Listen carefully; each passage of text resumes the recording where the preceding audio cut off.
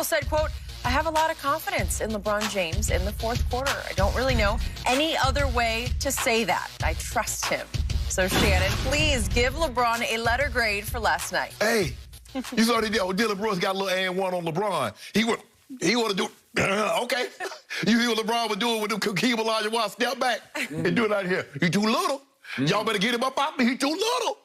Them step. Skip, that thing was going last night. Can I interest you? Can I interest you in LeBron's second half numbers? 21-7, rebounds, 5 assists. Yeah, he actually had a pretty good game in the second half. No. Skip, you know how we try to do this. We try to fill this thing out. We try to conserve, let AD, let the other guys get involved. He said, oh, okay, now it's my time. It's my time to shine. And what'd he do? Took it over. Skip, what'd he do? LeBron, they went on a 10-2 run, and about 3 minutes left in the game, LeBron scored an assist on 8 of the 10 points. Skippy, it's LeBron. What do you expect? Frank says, I trust him. Frank has been on the other end of what he saw last night. He know full well, being the head coach of Indiana, when LeBron was in Miami, he knows what GOAT James is capable of. So he's not surprised. I mean, we don't really want to do this early, but, you know, sometimes it calls, you know, even Superman had to save a cat out the tree. It wasn't always about Lex Luger or somebody trying to kill the city. Really? Yeah, sometimes. I don't remember him saving the cat. Yeah, sometimes. I just don't remember. Sometimes he had to put I watched a lot of Supermans. I don't remember cats and trees. Sometimes he had to put his cape on and just go get the cat out the tree. Really? Last night, at a meaningless game on a Tuesday night in Memphis, Tennessee, at the FedEx Center, he had to put the cape on. We prefer to save these type of performances for playoffs or maybe the Nets or Clippers or somebody like that. But sometimes, you know, when you're a superhero, you get called to duty and you have to do things that doesn't call you to save the world. And that's what he did last night. Now, I keep telling you, Skip, if that man get that fall away going, it's over. Because he can go by you, still can go by you. You remember that article came out, LeBron is not explosive as he once was, he can't get to the rim. He still can get to the rim, and you got to worry about him getting to the rim. And then all of a sudden, I mean, he hit 3. 3 of them fade away, Skip, and then did like that right here. He's like, Dylan Brooks, you too small, you too little. Grow some more. So, you are laughing, and I was also laughing occasionally last night. I'm going to give LeBron a B for his overall performance. A B? Because, do you remember 2 of his first 3 threes? Speaking of LOL, can we see those? These are 2 of LeBron's first 3 three-point attempts. If we could check it out. That's a jump shot miss there. Okay. Okay, Skip. Yeah, I mean, you see his hand a little wet, a little slippery. Yep. And then here we go. You know, it was gusty inside that FedEx Forum last night. They didn't close the doors. There's a lot of wind in there. He missed it like 3 feet to the right. Okay, it happened. And I'm like, it's cold. It's early. Early. You know LeBron got to get his hand right. Can you remember any shooter in the history of this league, a shooter, a Reggie Miller type, a Ray Allen type? Do you ever see him shoot an air ball? They just don't shoot air balls. First of all, they might miss, but they draw iron on every shot. Nobody is going to mistake LeBron for Ray Allen or Reggie Miller or a great shooter. But they couldn't get to the rim like he could they?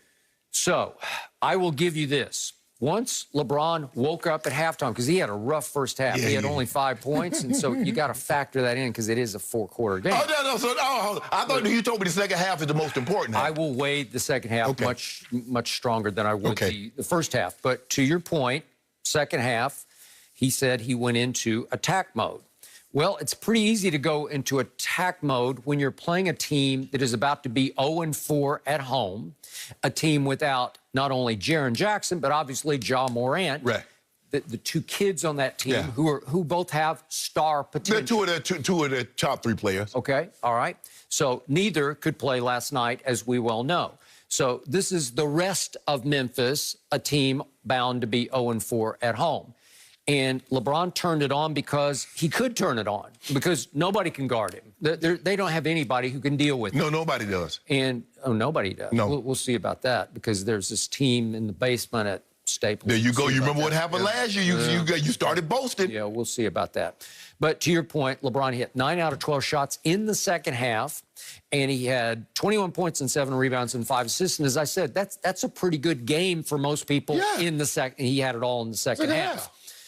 Okay, so now we get to the flashpoint moment. They're up 3 with 1:03 left, and he shoots your fadeaway that you talk about, and as he posted the other day on Instagram, like Mike. Don't go there. Blasphemy. Like Mike Jack in his prime. Lightning. No, not Mike Jack. Mike. There's only one Mike in basketball. No, actually, there's not. Yeah, there's one in basketball, and his name is Michael Jordan. But if we could then see the rest of the shot, and it's a long fadeaway because you got to be a powerful man just to get the basketball that far to fade away. Oh, you whip for that? You whip for that?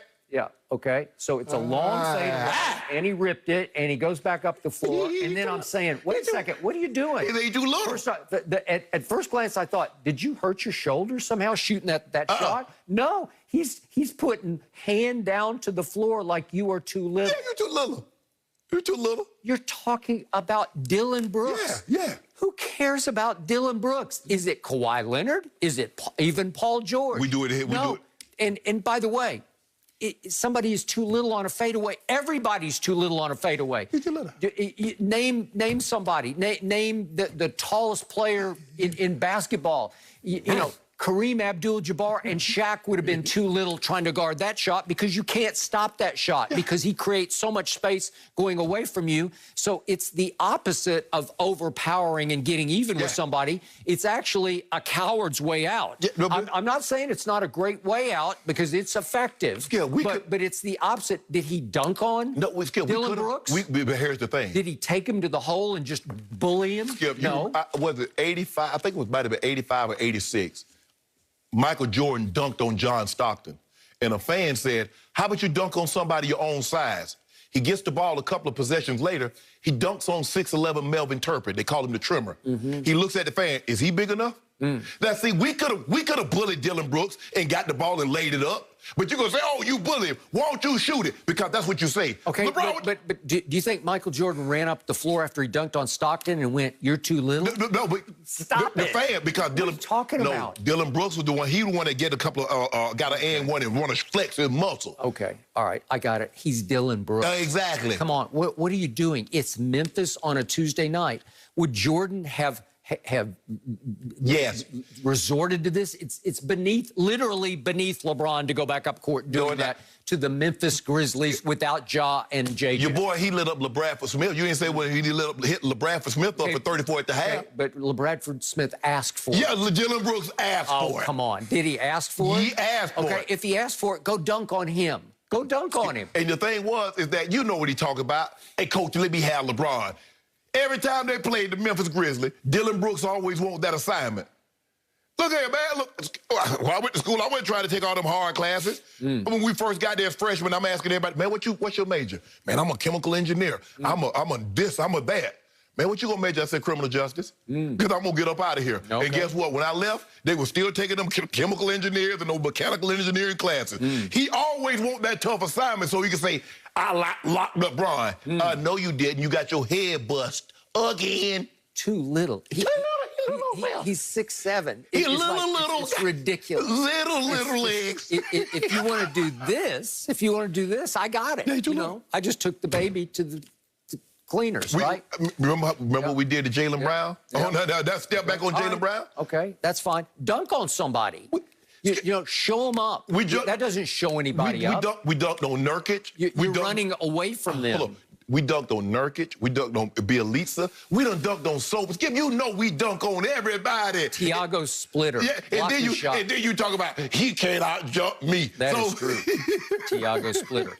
So you failed to mention in your A grade that you gave LeBron what happened in the last 31 seconds of this game, because would you believe the Lakers were up 9 with 31 seconds left and almost faced disaster? Can you tell the people at home? LeBron was out of the game? Huh. Yeah, that LeBron was out of the game. No, he wasn't, because he had a big turnover with 11 seconds left. Skip. He was in the game. We was up by, like, what, 5 points? Okay, it went all the way down to 2 points. It was a 2-point game, and LeBron actually threw in the ball on an inbounds pass at the very end of the game, and speaking of, Dylan Brooks intercepted it, but fell out of bounds, and there wasn't enough time anyway. But it was almost 2 turnovers in the last 31 seconds, and it got pretty hairy and scary for the Lakers. Did we actually think he was going to be able to, we're going to throw the ball? That's why he threw it across court. That's why we called a timeout to get the ball up, so that way we didn't have to worry about them stealing and heaving the shot. Did you actually think he could intercept the ball, set his feet, and throw it 90 feet